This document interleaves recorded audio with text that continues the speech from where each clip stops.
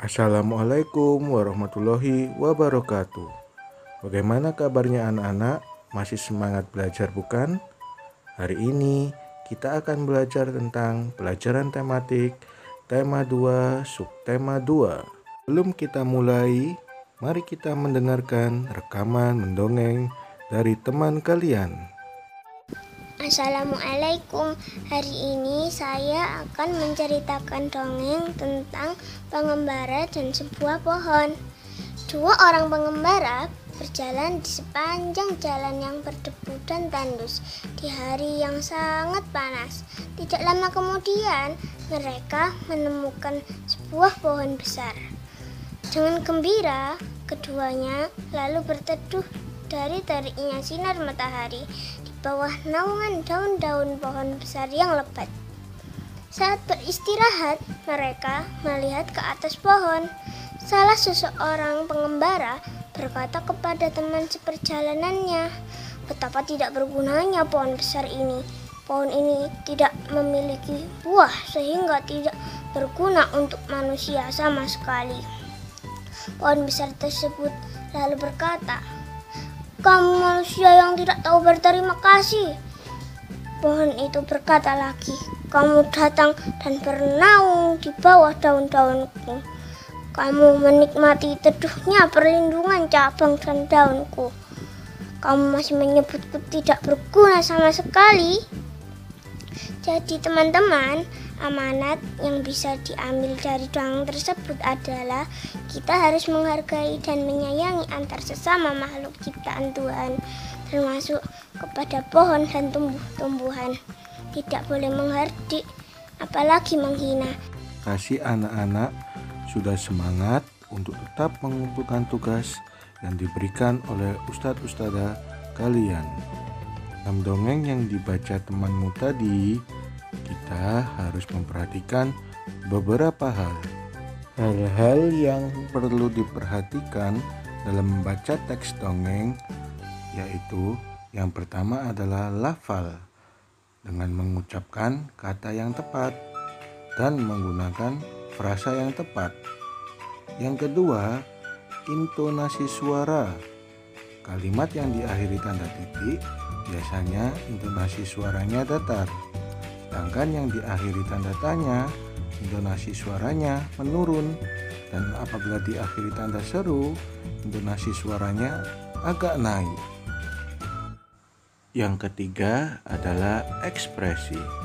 Pada saat membaca, kita harus penuh dengan perasaan dan diperlihatkan dengan mimik wajah yang sesuai dengan alur cerita. Yang keempat, tanda baca. Jika saat membaca kita bertemu dengan tanda koma, maka membaca berhenti sebentar, lalu lanjutkan kembali membaca. Dan jika kita saat membaca bertemu tanda titik, maka membacanya berhenti. Lalu pembaca memulai membaca kalimat berikutnya.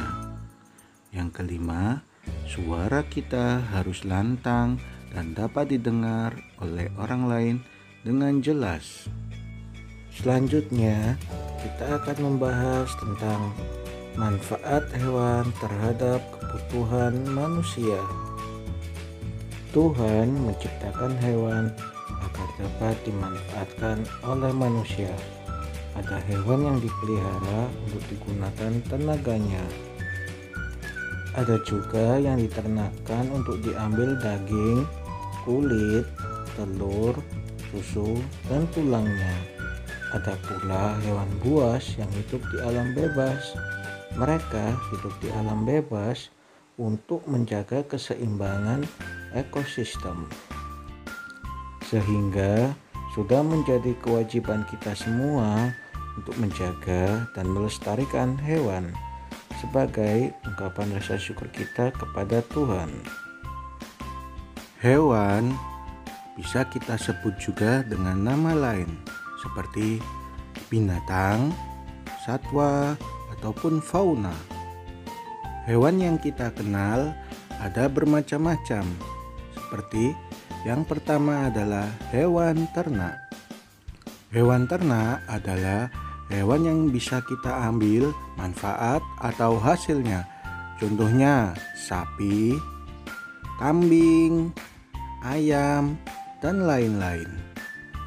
Yang kedua adalah hewan buas atau liar, yaitu hewan yang tidak bisa kita pelihara karena sangat berbahaya. Ada hewan liar yang dilindungi pemerintah agar tidak punah.